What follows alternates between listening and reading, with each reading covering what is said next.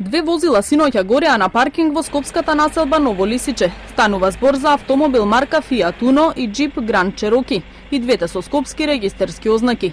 Како што информираат од Министерството за внатрешни работи, возилата биле опожарени 30 минути по полноќ, додека биле паркирани на паркинг просторот на булеварот Видое Смилевски Бато во општината Аеродром. Најверојатно на мета било возилото Grand Cherokee во сопственост на 39 годишниот скопјанец ГД, додека возилото Fiat Uno сопственост на 33 годишниот АМ се запалило како последица на пожарот кој го зафатил луксузниот джип.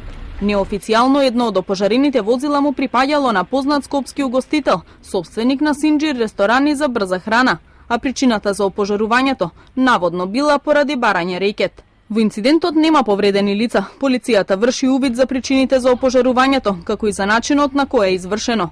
Од МВР велат дека било какви детали за случајот ќе можат да изнесат дури откако целосно ќе биде завршен увидот.